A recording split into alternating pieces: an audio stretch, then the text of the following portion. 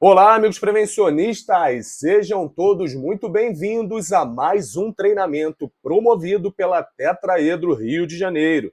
Meu nome é Marcos Chagas, fundador da Tetraedro RJ, empresa especializada em soluções integradas nas áreas de saúde, segurança e meio ambiente, atuando, obviamente, no apoio técnico e estratégico nas organizações que buscam conformidade legal, prevenção de riscos e, acima de tudo, a preservação da vida em seu ambiente de trabalho, ok? Iniciando agora, gente, de maneira introdutória, a Portaria 672, de 8 de novembro de 2021, é um instrumento normativo essencial do Ministério do Trabalho e da Previdência, que disciplina procedimentos, programas e condições de segurança e saúde no trabalho, consolidando diretrizes técnicas que impactam diretamente na gestão de riscos ocupacionais da sua empresa. E a Portaria 672, gente, ela não deve ser encarada apenas como um requisito legal, mas como um marco estruturante da prevenção, pois ela estabelece critérios claros para a avaliação de equipamentos de proteção individual, define responsabilidades técnicas, orienta ações fiscalizatórias e, de forma estratégica, regulamenta o uso adequado dos equipamentos de proteção respiratória, que é o fórum que falaremos aqui, ok? Traremos do artigo 44 até o artigo 46, ok? E esse tema, gente, de extrema relevância diante dos riscos químicos, físicos, biológicos presentes em diversas atividades laborais. E dentro desse contexto, a legislação ela deixa claro que a proteção do trabalhador ela não pode se limitar a uma simples entrega de equipamentos de proteção individual. Ela exige um planejamento contínuo, uma capacitação e um monitoramento, ok? E, obviamente, o controle, tudo bem? Reforçando que as medidas individuais só são eficazes quando integradas a um programa bem estruturado, tecnicamente embasado e alinhado, obviamente, com as normas regulamentadoras.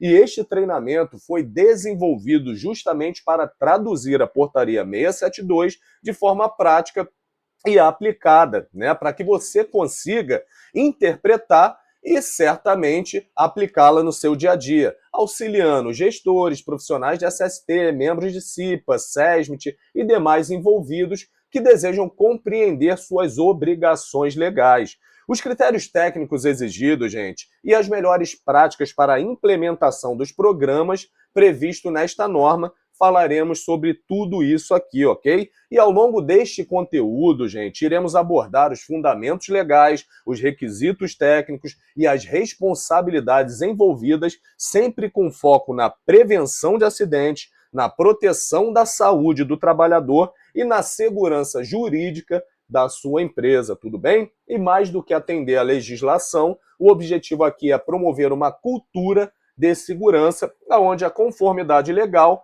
caminha lado a lado, certamente, com a responsabilidade social e o compromisso à vida. Então, eu desejo a todos um excelente treinamento e vamos começar.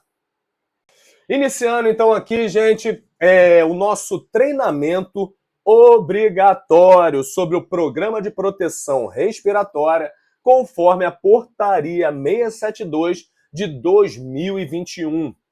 Esse treinamento foi elaborado em janeiro de 2026, ou seja, está bem atual, tudo bem? E do que falaremos aqui? Dos artigos 44 ao artigo 46, ok? Que se complementa juntamente com o manual do Programa de Proteção Respiratória da Fundacentro, ok? E o objetivo do treinamento, obviamente, é capacitar colaboradores sobre a seleção, né, o uso correto, a vedação, né, a garantia de vedação e manutenção dos equipamentos de proteção respiratória, garantindo certamente a conformidade com a legislação e as recomendações da Fundacentro, que obviamente vão gerar uma segurança para o seu colaborador, ok? De maneira introdutória, o que é o Programa de Proteção Respiratória? É um conjunto de medidas, é um sistema estruturado para garantir a proteção contra riscos respiratórios quando as medidas de proteção coletiva forem insuficientes, ou estiverem em fase de implementação, ok? E a abrangência total, ela envolve procedimentos por escritos, segue critérios rigorosos de seleção e uso, desde treinamentos, ensaios de vedação e o monitoramento contínuo, ok? A base legal, falado já aqui anteriormente, é a portaria 672 de 2021, do artigo 44 ao artigo 46, que é o que exige a observância técnica das recomendações da Fundacentro, tudo bem? E complementariedade, atua integrando-se com as demais normas regulamentadoras, NR6, NR7, NR9, né, para avaliação de exposição, enfim, não adianta só você fazer o seu PPR achando que está tudo certo. Há essa complementariedade com as demais normas regulamentadoras. Eu trago aqui um destaque legal, gente, porque muitas empresas acham que o programa de proteção respiratória é uma coisa que simplesmente eu avaliei, coloquei o EPI no meu funcionário e está tudo certo, mas não funciona dessa forma. E já no início, no artigo 44, ele diz o seguinte, eu vou ler na íntegra aqui, ok? O empregador deve adotar um conjunto de medidas para adequar a utilização dos equipamentos de proteção respiratória com a finalidade de garantir uma completa proteção ao trabalhador. O que esse artigo está dizendo, aplicando a hermenêutica? A portaria ela não está negociando com o empregador. Eu acho que faço ou eu vou fazer quando precisar. Ela está dizendo que o empregador deve. E quando está escrito deverá, é obrigatório. E isso é uma confusão na cabeça de muitos profissionais, inclusive da área da segurança do trabalho, ok? Então, assim, o programa de proteção respiratória, não basta você achar que está entregando uma máscara PFF1, PFF2, F3,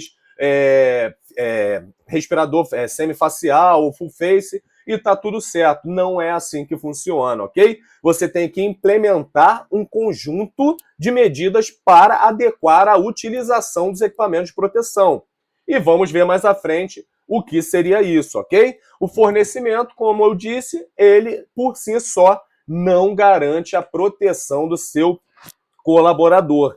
Imagine, hoje no Brasil nós temos uma diversidade, né, muito grande de formatos de rosto, né? Eu, por exemplo, hoje eu não estaria apto a utilizar nenhum tipo de respirador de maneira adequada. A vedação da minha máscara, do meu respirador, ela estaria comprometida porque os fabricantes eles dizem, inclusive até nas suas recomendações, que o uso de barba não é adequado, cicatrizes no rosto podem comprometer, né, a vedação do seu respirador. Então é por isso que não basta você entregar. Imagina, eu recebi o meu EPI, coloquei no rosto, com essa barba, tá tudo bem? Tá 100% de acordo com o ensaio que é feito pelo fabricante? Então, assim, é um conjunto de medidas, ok? E qual é o objetivo do programa de proteção respiratória, gente? Obviamente, o controle de exposições, né, garantindo a proteção contra contaminantes inaláveis, né, sejam eles poeiras, fumos, névoas, gases e vapores, sempre que as medidas coletivas não forem suficientes ou, como dito anteriormente, estiverem em fase de implementação, ok? O objetivo também do programa de proteção respiratória, ele força uma seleção adequada, né, dos respiradores apropriados para o risco, considerando, obviamente, o fator de proteção atribuído, o FPA. Muitos profissionais também não sabem nem o que significa essa sigla. FPA é fator de proteção atribuído, ok? E é isso que garante a segurança da natureza ali do risco e as características de cada trabalhador, ok? Mas vamos ver, eu vou dar 3 exemplozinhos aqui de FPA, mais ao longo aqui do treinamento, ok? Também como objetivo, o programa ele visa o uso e vedação de maneira adequada. O empregador ele tem que assegurar que o equipamento vede perfeitamente no rosto de cada usuário, validando, né, essa vedação através de ensaios de vedação, fit test periódicos, por exemplo, ok? Manutenção e guarda, ok? Não adianta, eu entrego. Na construção civil, vocês devem reparar muito isso. O colaborador pega, coloca no rosto, sai para almoçar, joga o seu respirador num carrinho cheio de pó de cimento. Esse respirador foi armazenado de maneira correta? Então, assim, os equipamentos, eles têm que... o programa, ele visa também a manutenção e a guarda dos equipamentos de proteção individual, ok? Então, assim, é por isso que mais à frente falaremos aqui de treinamento, que é obrigatório, para o colaborador saber como utilizar e manusear, ok? O programa também visa o monitoramento, que é o acompanhamento contínuo das condições dos ambientes de trabalho e a eficácia do programa para a realização de alguns ajustes. É aquela máxima da segurança do trabalho. O risco de ontem pode não ser o risco de hoje. Então, ele é um programa vivo, ok? E fala também da capacitação. Eu dei um spoiler aqui anteriormente, né, quando eu falei da manutenção e da guarda. Não adianta, eu dei o respirador e falo para o colaborador, lê aí o que o fabricante está falando e você está preparado. Não funciona dessa maneira. Até porque sabemos que alguns respiradores precisam de algumas técnicas, né? Principalmente voltado para os respiradores em casos de emergência, ok? Então, assim, o programa, ele visa também a questão de treinamento, ok? Sobre uso, limitações e emergência, além de comprovar a aptidão médica para a utilização de determinado respirador, ok? Imagina uma pessoa que foi fazer o seu exame de saúde ocupacional e a pessoa, ela tem fobia a ambientes fechados. Como é que eu vou colocar um respirador nessa pessoa e colocá-la, por exemplo, para trabalhar em espaço confinado? Esse colaborador não vai ter aptidão, obviamente, para o espaço confinado e ele vai se sentir sufocado se colocar um respirador no rosto, ok? Então, assim, eu já tive casos como esse, tá? Numa empresa do setor de mobilidade urbana, tá? Onde a pessoa se sente mal e ela não foi trocada ali, né? O local de atividade dela e a forma que ela executaria, porque ele não tinha essa aptidão, ok? A hierarquia de controle, ela segue basicamente o que a ANR6 preconiza, ok? Falando aqui da maior eficácia para menor eficácia, a prioridade é o quê? Eliminar ou substituir, remover o perigo na fonte, tá? Substituir o produto tóxico por outro produto que seja menos nocivo ou inofensivo, medidas de engenharia, a aplicação de EPCs, né, isolar o perigo, ventilação adequada, exaustores, enclausuramento ou barreiras, ok? Isso trazendo como proteção coletiva. Medidas administrativas, né, alteração do modo em que o colaborador vai estar executando essa atividade, tá? E reduzir o tempo, certamente, de qualquer tipo de resquício ali de exposição, ok?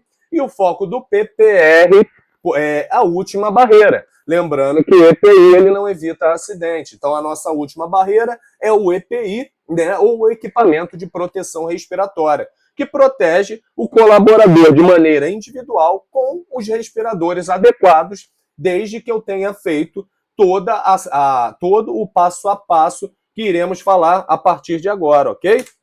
Então, gente, quando eu devo usar respiradores, ok?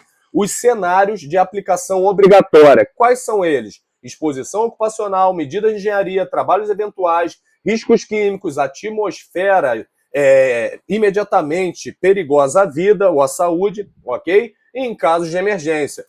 Exposição ocupacional, não preciso nem me estender aqui, quando a concentração de contaminantes no ambiente ultrapassa os limites de tolerância ou os níveis de ação estabelecidos nas normas regulamentadoras, ok?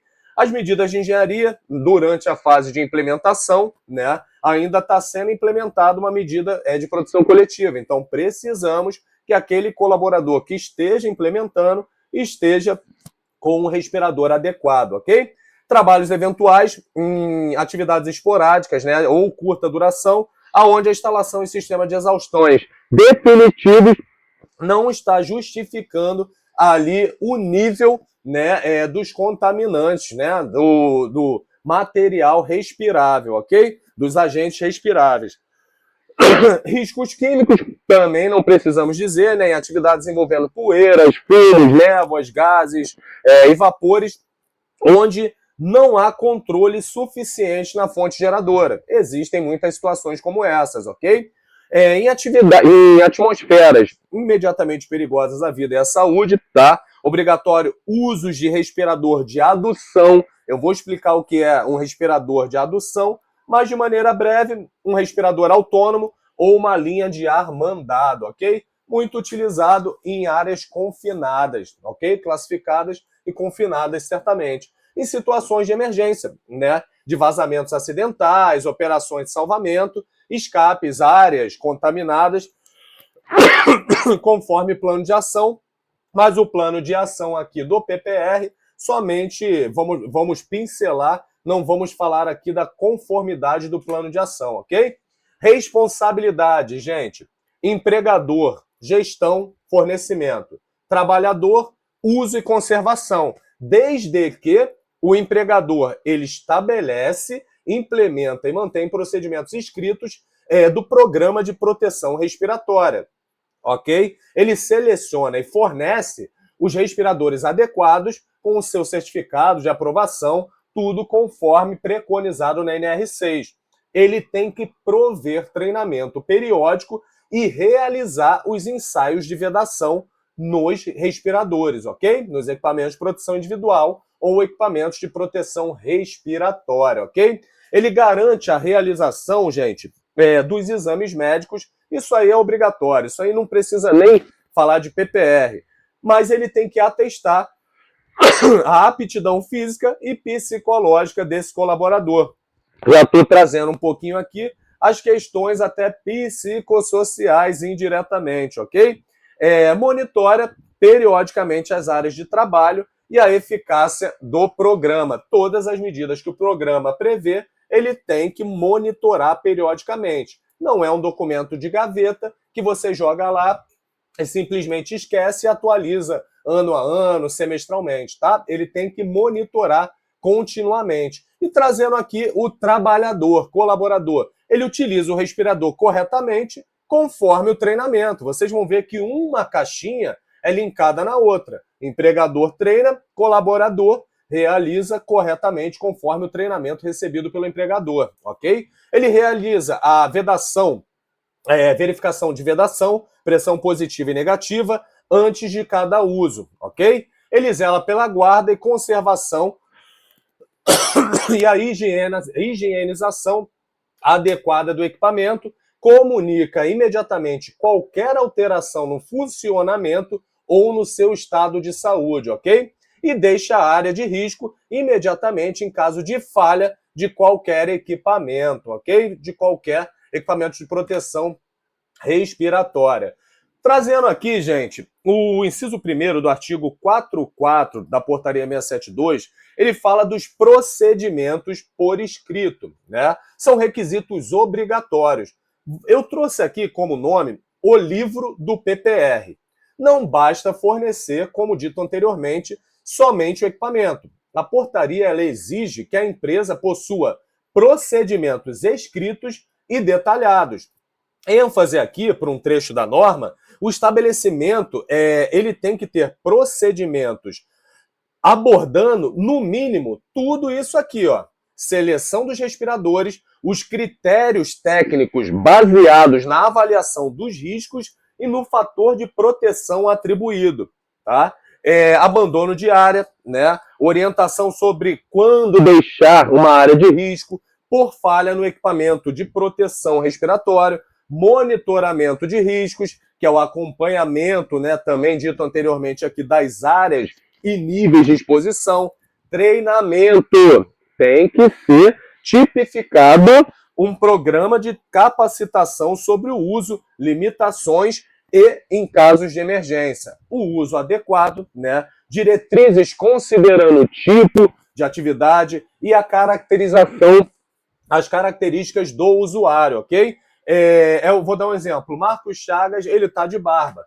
De barba, ele não poderá utilizar o respirador tal para atividade tal, porque compromete a vedação, ok? Isso de maneira bem resumida e direta. Guarda e conservação tem que ser por escrito, ok? Procedimento de limpeza, inspeção, armazenamento e descarte, tá? Muitas empresas não têm esse procedimento de descarte, isso é muito sério. Não fere somente o programa de proteção respiratória, ok? Ensaios de vedação, fit test, periodicidade, metodologia para respiradores com contato facial. Tem que estar por escrito isso aqui, ok? E os critérios de avaliação médica, tá? Aptidão física e psicológica para o uso. Ou seja, o PPR ele deve ser coordenado por um profissional competente e estar integrado ao programa de gerenciamento de riscos ocupacionais. Não entraremos no mérito da NR1, mas ele, lembra, se complementa com as demais normas.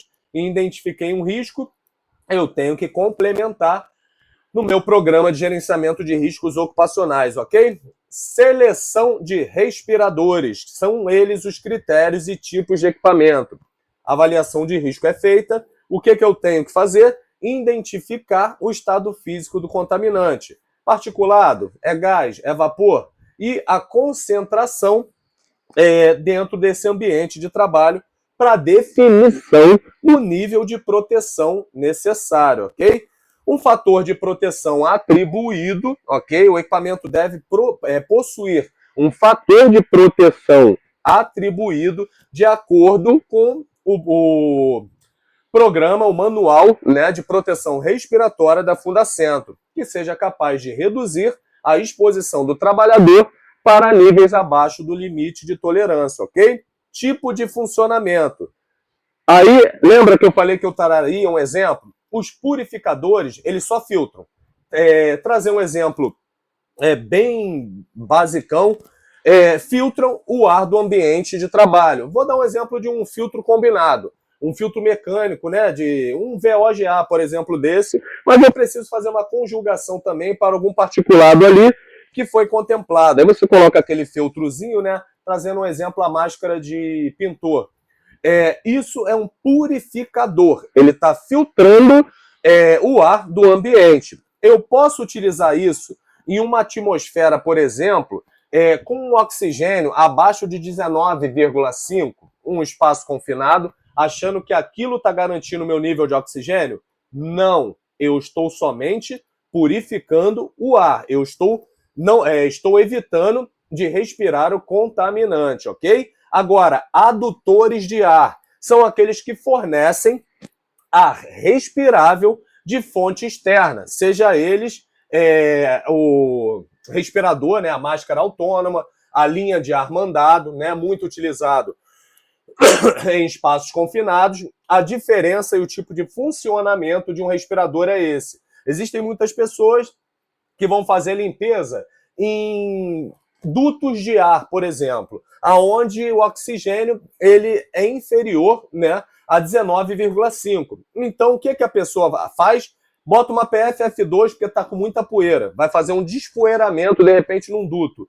E aí ela acha que está sendo protegida. Não. Você só está filtrando o material particulado.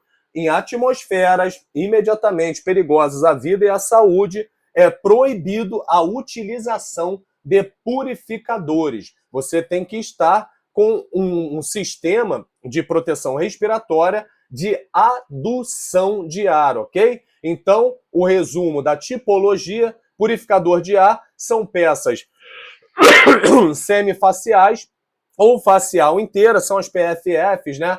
Bico de pato, concha, e depende do ar do ambiente. Adutores de ar é uma suplementação, é um suprimento ali necessário que você precisa para estar naquele local, tudo bem? E são as linhas de ar comprimido, máscaras autônomas e independem do ambiente, ok? Então, assim, atmosferas com oxigênio abaixo de 19,5, adução de ar, e poeiras, gases, são os purificadores, ok? E um alerta, gente, isso aqui coloca na cabeça a nota, não ache que você fez a medição, tá lá dando 19,5 certinho, pode ir de PFF2. Qualquer alteração na atmosfera, infelizmente esse colaborador, dependendo do contaminante que ali esteja ou da deficiência de oxigênio, ele pode sofrer, sim, alguma lesão severa ou até mesmo chegar a óbito, tá? Vir a óbito, ok? Fator de proteção atribuído, gente, conceito e a seleção técnica. O conceito fundamental, obviamente, é o nível de proteção respiratória que se espera alcançar no ambiente de trabalho. Indica quantas vezes o respirador reduz a concentração do contaminante antes de ser inalado pelo usuário, ok? O respirador, ele deve possuir um fator de proteção atribuído maior do que a razão entre a concentração do agente e o seu limite de tolerância. Eu não posso colocar um fator de proteção 10 se eu estou sendo exigido no meu limite de tolerância um fator 100. E o que eu quero dizer com isso? São exemplos práticos. Lembra que eu falei os equipamentos aqui, a adução, né, de ar? Exemplos práticos, fator de proteção atribuído 10. São as peças semifaciais, PFF2, cartuchos. Fator de proteção 100, peça facial inteira. E o fator de proteção 1000 são os capuzes, né, as balaclavas ali com linha de ar, ok? Então, assim, frisem isso na cabeça. São 3 fatores, 10, 100, 1000, vamos colocar dessa forma para facilitar. PFF2, fator 10. Peça facial inteira, eu tenho fator 100, porque eu vedo toda a parte aqui do meu rosto, né? Evitando assim, de repente, certamente, após ter feito um ensaio de vedação, que eu vou falar também um pouquinho aqui já já, e o fator de proteção 1000, eu não tenho nem como ter fuga ou entrada de qualquer contaminante, que geralmente são os capuzes e as balaclavas, ok? Condições de validade, o FPA é um valor teórico, ok, gente? Que cai para 0 se não houver vedação perfeita. Lembrando, FPA é teoria.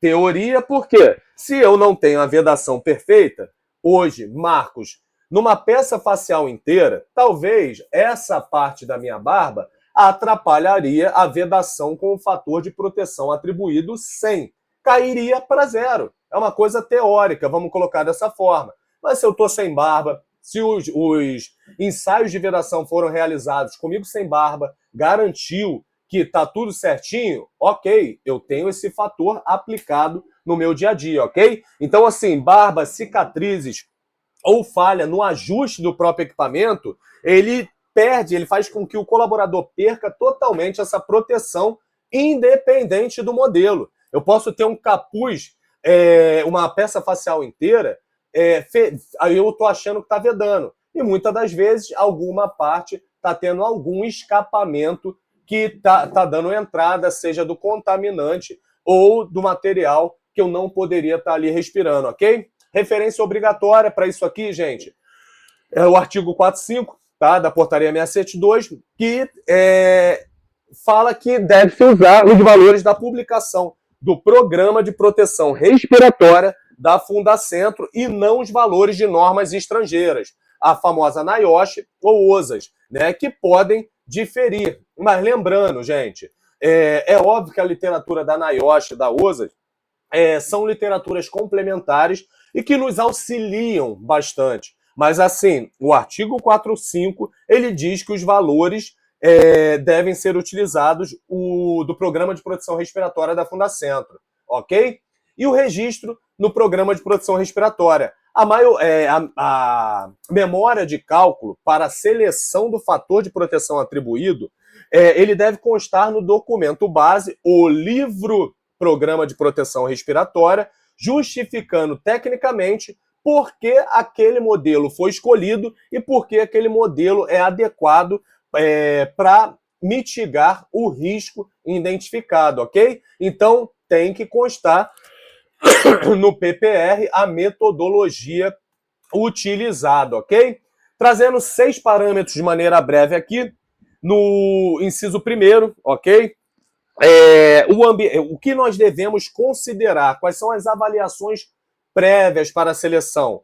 O ambiente físico, a compatibilidade dos EPIs, atividades da demanda, tempo de jornada, atmosferas específicas e os ensaios de vedação. Entraremos agora na parte de ensaio. Ambiente físico, eu avalio as características do local de trabalho, como layout, ventilação, temperatura, enfim, tudo que possa influenciar na minha tomada de decisão prévia para selecionar o meu equipamento de proteção respiratória, ok? A compatibilidade dos EPIs, verificar a necessidade, de repente, de uso simultâneo de outros EPIs.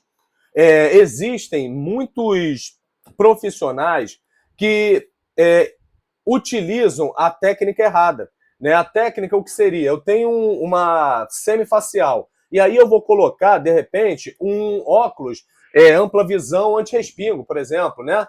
Fechado, muitas das vezes, empurrando para baixo o meu respirador, eu já perco essa vedação. Então, nós temos que verificar também a compatibilidade dos equipamentos de proteção para garantir que aquele respirador está vedando de forma adequada, tudo bem? Demandas da atividade, gente, considerar o esforço físico. Você colocar um respirador em um colaborador, você pode estar um respirador de maneira equivocada, você pode estar demandando um esforço físico exacerbado para aquele colaborador, tá? Então, assim, nós temos que ver a necessidade, ok, dessa utilização. Nós temos que considerar o esforço exigido, a necessidade de comunicação verbal. Existem atividades que o próprio equipamento de proteção respiratória ele vai dificultar esse colaborador a se comunicar, ok? Temos que considerar visibilidade, mobilidade, atividades internas que exigem respiradores com menor resistência à respiração. Muitas das vezes, a pessoa, por não ter o conhecimento, ela coloca uma full face no colaborador. Será que a full face é a máscara adequada? Será que, de repente, uma PFF2S, FF3, enfim, será que essa particularidade nós temos que estar considerando, ok? Porque tudo isso influencia na demanda ali da atividade, aumenta o esforço do colaborador e, assim, traz algumas outras situações nas quais podem prejudicar também a segurança de uma atividade, ok?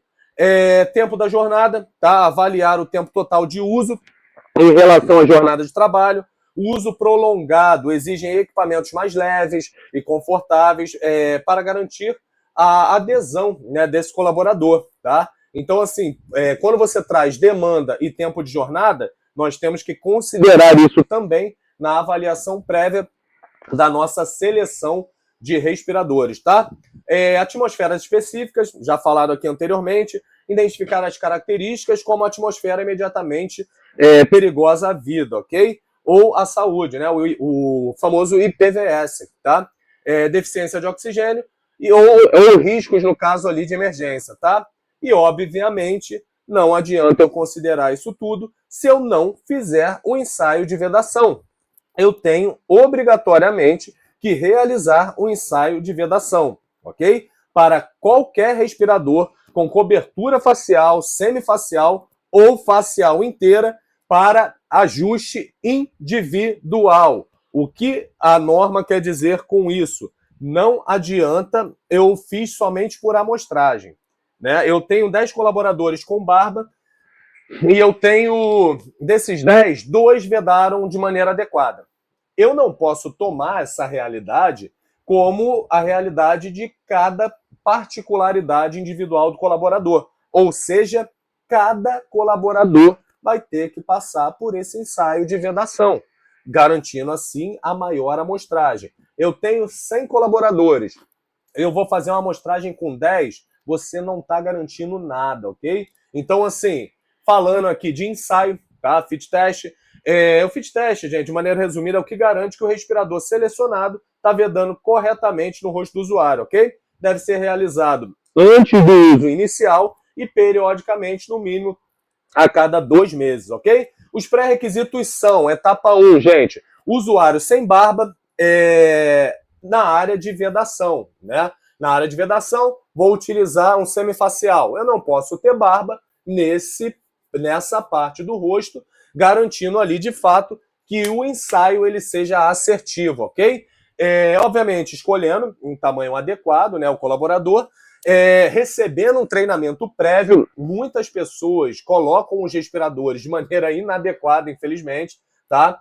E temos dois métodozinhos aqui. O método A, o QLFT, que é baseado na resposta sensorial do usuário, geralmente pelo gosto ou pelo cheiro, tá?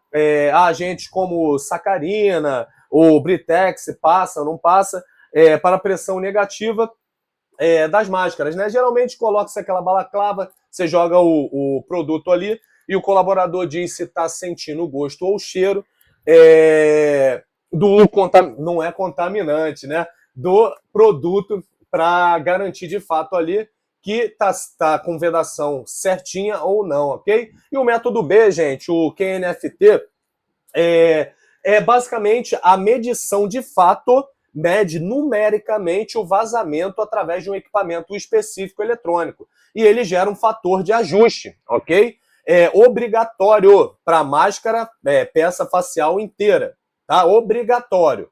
Tem que ser feito o quantitativo, tudo bem? Então, assim, posso fazer o qualitativo para PFF2? Pode, sem problema nenhum. Eu, particularmente, não sugiro. Se vocês tiverem alguma dúvida ou estiverem enfrentando esse problema, entrem em contato conosco. Nós podemos auditar o programa de proteção respiratória de vocês. Mais à frente, eu também vou divulgar um profissional parceiro, que é um guru, praticamente, na área de proteção respiratória, tá? Então, assim, eu não sugiro, mas pode ser feito o qualitativo, ok? Mas para máscaras, peça facial inteira, é obrigatório você quantificar ali para verificar de fato a vedação, ok? E no final, eu registro e valido, né, a emissão de registro com modelo e tamanho aprovado e repetir se houver mudança facial, peso, cicatriz, enfim, qualquer característica de usuário. Lembrando que o correto seria você medir 100% da sua empresa, né? Então, assim, gente, não faça. Você pega alguns PPRs na qual você vê algumas observações das pessoas colocando assim: de 100 funcionários foram medidos 20, tomando como base a porcentagem da empresa, ou 50% mais um, as máscaras escolhidas. Não existe. Faça de todos os seus colaboradores. Cada colaborador tem uma particularidade, ok? Quando eu devo realizar, de maneira resumida, já falei, antes do uso inicial, quando houver mudança de modelo ou tamanho, né? Tem empresas de protocolo, equipamentos, produção individual. Se houver alterações físicas no usuário, tá? Ganho de peso, que o rosto incha, barba, cicatrizes, enfim. E periodicamente, mínimo 12 meses, ok? Conforme o programa de proteção respiratória. E, gente, não confunda, isso aqui, se vocês puderem anotar, não confunda o ensaio de vedação fit test com a verificação de vedação, o user seal check, né?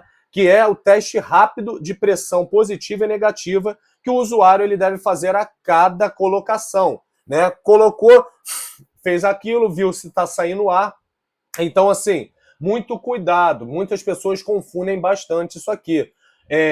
O fit test é um procedimento formal que deve ser realizado anualmente, ok?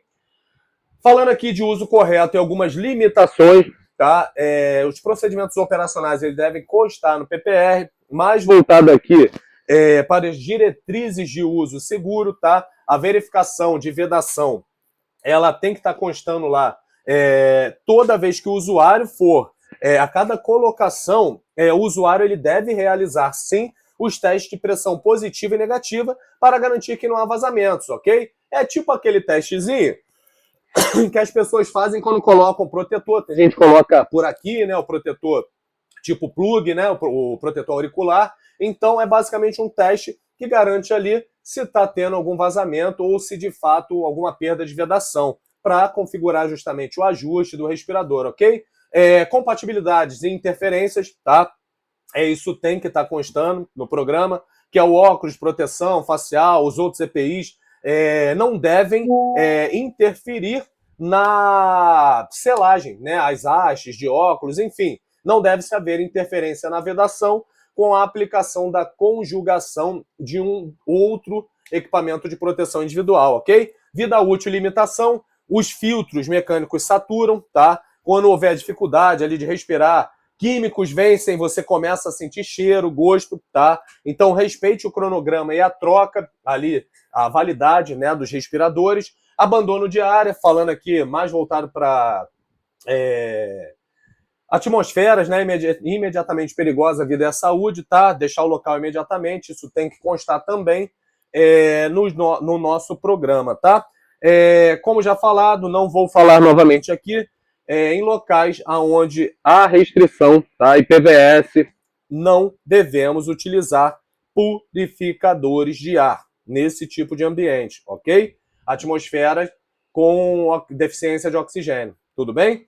E atenção, gente, isso aqui gera uma polêmica, não vou entrar num mérito constitucional, penal, enfim. Muitos colaboradores têm como vaidade a barba. A minha, no caso, não foi vaidade não, foi que eu tive uma semana um pouco corrida e, infelizmente, ainda não tive oportunidade de fazer a barba, né? Mas pelos faciais, na área de vedação, gente, em inúmeros testes que são feitos ali quantificando a probabilidade da vedação não estar 100% e o seu fator de proteção atribuído comprometido, a chance é praticamente quase 100%, tá? Então, assim, pelos faciais, eles comprometem a área de vedação, ok? O uso deve ser o quê, gente? Pele lisa para garantir a vedação, tudo bem? Trazendo aqui também o artigo 44, ele fala disso, na manutenção e higienização, tá? A garantia de eficácia e durabilidade, o ciclo da vida do equipamento de proteção respiratória, tá? A proteção, gente, ela não termina no ato ali da entrega. Um respirador, lembra que eu dei o exemplo da construção civil?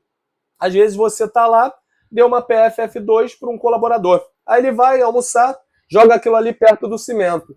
Era mais fácil ele não estar utilizando nada, que de repente até os pelos, né, nasais estariam filtrando muito mais, porque ali ele já acabou botando o respirador e respirando da fonte, né, todo aquele material respirável, aquele agente ali, ok? Então, assim, a proteção não termina no ato ali da entrega, tá? Um respirador sujo ou danificado, ele pode se tornar, de fato, uma fonte de contaminação biológica ou química, tá? Então, assim, a guarda e a conservação adequada garantem ali que você não esteja inalando nenhum tipo de agente, ok? E alerta de falha, gente, válvulas de exalação deformadas por má conservação são causas comuns de vazamento para dentro da máscara. Então, é por isso que devemos sempre estar atentos.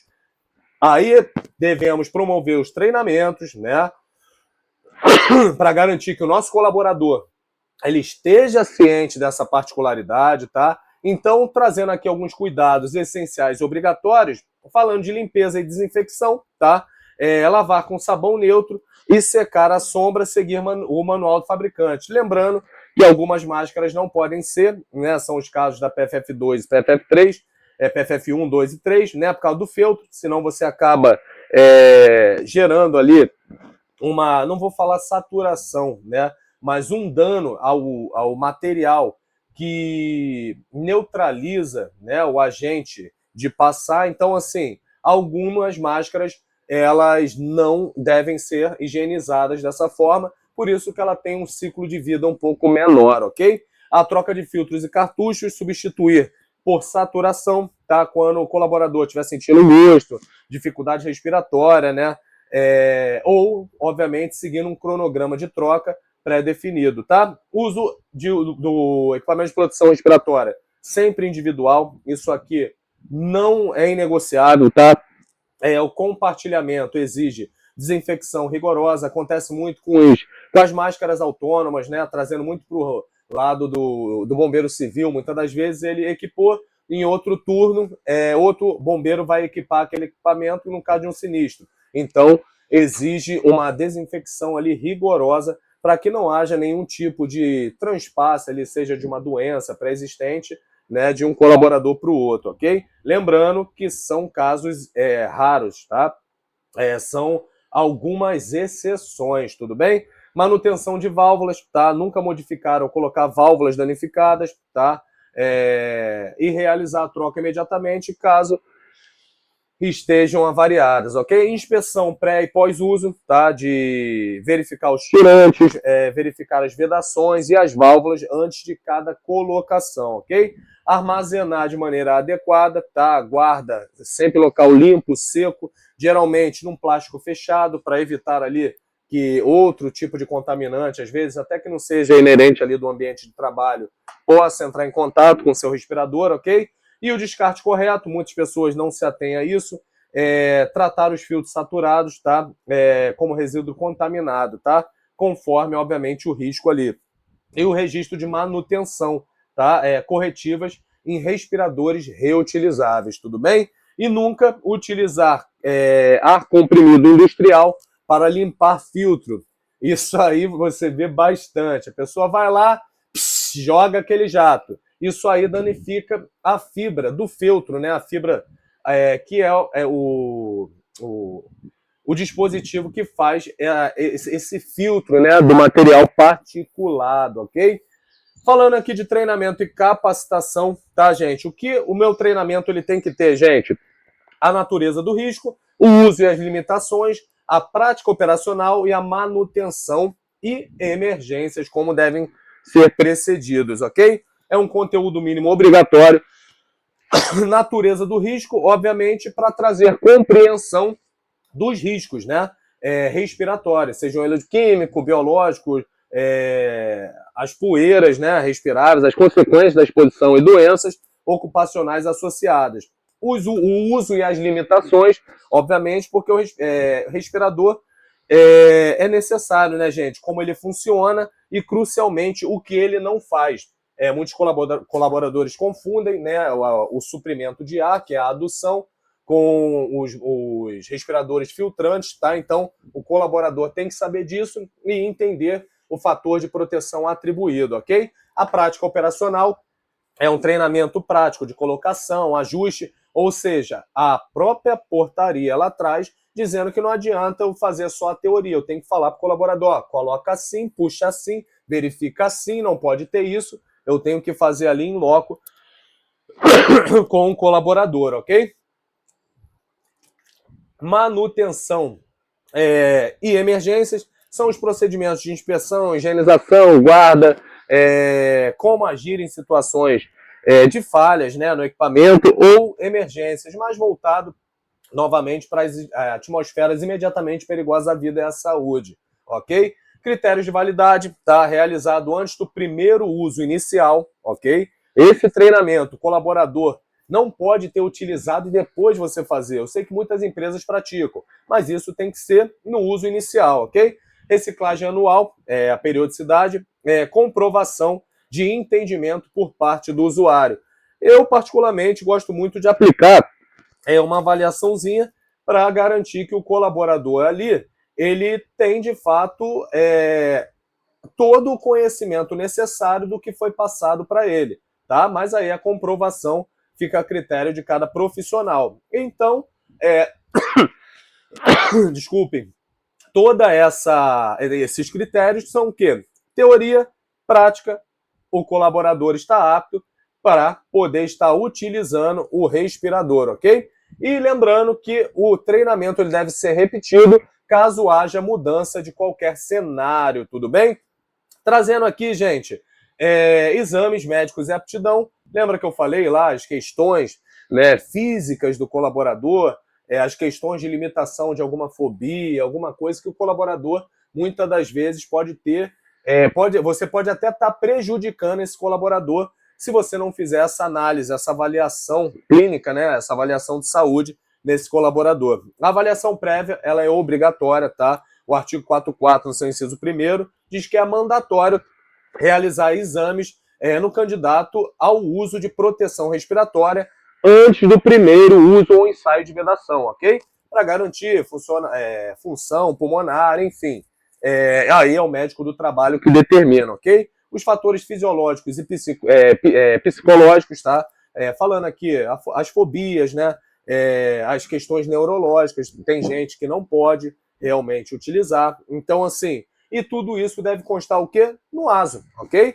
Que o atestado de saúde ocupacional ele deve declarar explicitamente se o trabalhador está apto ou apto com restrições ou até mesmo inapto para utilizar um respirador. E muitas empresas e clínicas não fazem isso. Ela coloca lá que ele está apto para exercer a atividade. Só que quando você pega lá, muitas das vezes, no seu grupo de exposição, seja ele por similaridade ou até homogêneo, cada colaborador tem uma particularidade. Então, muitas das vezes, as clínicas elas colocam somente pela função ou pela exposição por similaridade ou homogeneidade, né? Então, assim, sabemos que isso é uma prática, infelizmente, mas no ASO tem que constar isso, ok?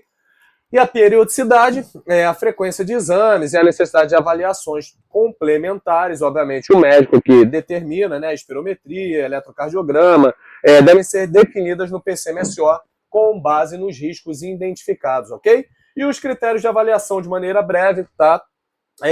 O uso de respiradores impõe uma carga adicional, né, ao organismo, então deve ser testada a função respiratória, o esforço cardíaco, o peso, né, do equipamento e o estresse térmico em alguns casos, ok? E o fluxo de aprovação nada mais é que o quê? Análise da tarefa, questionário médico, exame clínico e apto ou não a desenvolver a atividade e utilizar os respiradores, ok? Gente, sem aptidão médica no ASO, eu sou muito chato com isso. Já tive muito problema em empresa, algumas empresas, né? Hoje eu tô menos cri-cri, mas documentando de uma maneira diferenciada, né? Sem a aptidão, ok, médica, o trabalhador não pode realizar nem o teste de vedação, nem utilizar o respirador. Ponto. O médico falou que ele pode. Não está no ASO, ele não pode. Isso aí é consignação, ok? Uma coisa tem que conversar com a outra, tudo bem? Gente, monitoramento e reavaliação. A garantia, isso o empregador tem que garantir a eficácia contínua, ok? Monitoramento ambiental é a realização de medições periódicas dos contaminantes, ok? Para saber se os valores ali de proteção atribuído ainda estão compatíveis com o que foi visto anteriormente. A avaliação de campo, certamente, verificar rotineiramente se os trabalhadores utilizam os respiradores corretamente, se realizam o ajuste facial, se a higienização do respirador está adequada e se o equipamento está em boas condições, ok? Aí é mais os profissionais, né, os técnicos de segurança, engenheiros de segurança, a CIPA, enfim, para saber se está tudo nos conformes com o equipamento de proteção individual ou equipamento de proteção respiratória, ok? Gestão de mudança, reavaliar reavaliar a seleção dos respiradores imediatamente após qualquer alteração no processo produtivo. Layout, ventilação, introdução, de repente, de novos produtos, eu preciso estar reavaliando as condições ali, ok? E investigação de desvios, investigar incidentes, né? Relatos, odores, gostos dentro da máscara. Muitas das vezes o colaborador nos traz, né, aquela informação, olha, eu estou sentindo uma coisa esquisita aqui. Já me aconteceu, né, trazendo como exemplo aqui, um colaborador fazia atividade com solvente e ele estava utilizando uma máscara PFF1 e falou que estava sentindo muita dor de cabeça, né?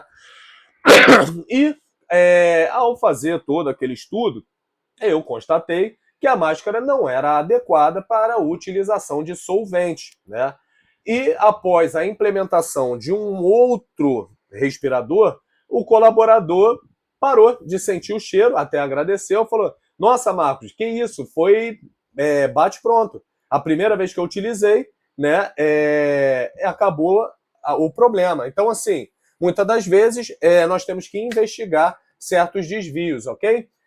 Isso eu estou trazendo um caso isolado e não é um desvio, porque se houvesse um PPR nessa empresa, o colaborador provavelmente estaria utilizando o respirador correto, ok? E o ciclo da auditoria do Programa de Proteção Respiratória, ele é bem simples. Planejo, verificação de uso, avaliação global e ações de melhoria. E refazendo esse ciclo ano a ano, ok? O registro é obrigatório, tá? De todas as não conformidades encontradas e ações corretivas devem ser documentadas e arquivadas, tudo bem? Gente, Documentação e registro, evidência de conformidade do programa de proteção respiratória.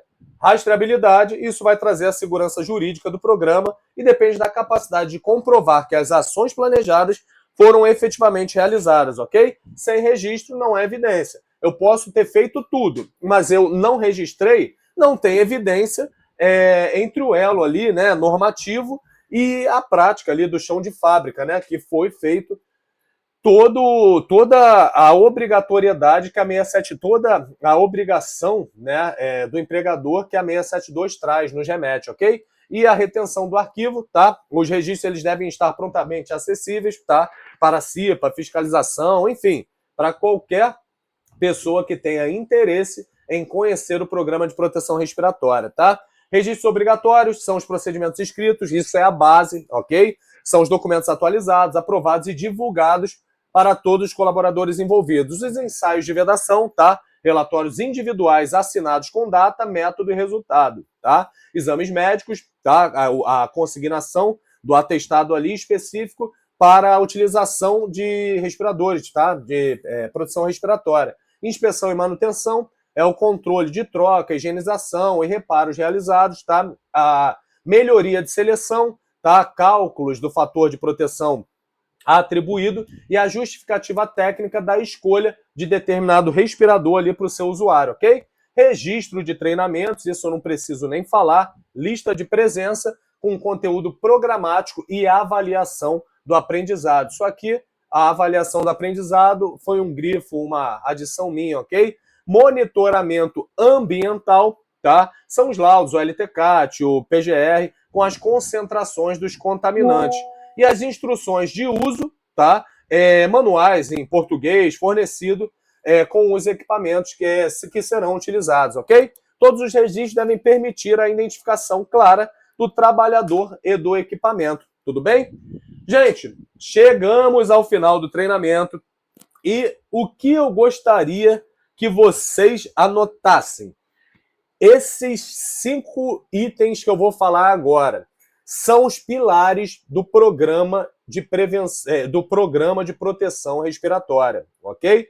Seleção técnica baseada no risco do fator de proteção atribuído. Ensaio de vedação obrigatório para o ajuste, ok? Treinamento, uso, guarda e limitações. Manutenção, limpeza e conservação e documentação de todos esses 4 itens, registros e procedimentos. Ponto. Temos agora um programa de proteção respiratória adequado, ok?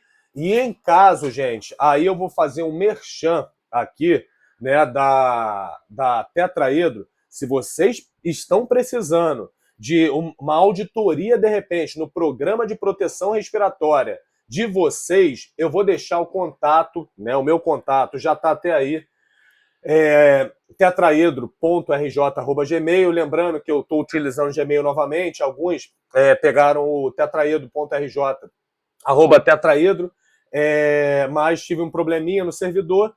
Telefone é o 964758670. Não hesitem em entrar em contato. Eu também trabalho com um parceiro que eu vou até pegar uma cola aqui, mas eu vou deixar no link aqui da descrição a página dele. Ele é um guru no programa de proteção respiratória, ok? Então, assim, gente, se vocês estão precisando, de repente, de uma auditoria no seu documento para verificar se tudo está em conformidade, não hesitem em entrar em contato, ok? Trazendo aqui, gente, só para finalizarmos, ok? As referências normativas são a portaria 672 de 2021, dos artigos 44 ao artigo 46. São 3 artigos bem simplesinho. Não adianta você, profissional, falar que não tem tempo de ler 3 artigos de uma portaria para entender a fundamentação de tudo que nós propusemos aqui para vocês, ok? E, obviamente, o programa de proteção respiratória, né, o manual, as recomendações, seleções e uso de respiradores da Fundacentro, ok? Então, assim, os próximos passos, gente, se você estiver pensando em revisar, elaborar um documento base do seu programa de proteção respiratória, agendar ensaios de vedação anuais, realizar exames médicos com foco respiratório, entre em contato com nós da Tetraedro, que nós vamos ter a solução correta, garantindo a conformidade legal e um ambiente seguro para o seu colaborador, ok? Gente, quem gostou, curta, compartilha, ajudem a construir uma comunidade cada vez mais forte. Nós temos diversos treinamentos, é óbvio que muitas das vezes eu não tenho tempo de publicar dia a dia todos os treinamentos, mas quem tiver qualquer dúvida, os meus contatos eu deixei na tela, vou deixar aqui na descrição do vídeo. Muito obrigado para quem permaneceu até o final. Curta, compartilha, ativa o sininho, que toda semana nós temos um treinamento completinho para você, amigo ou amiga prevencionista, ok? Muito obrigado, valeu, até a próxima!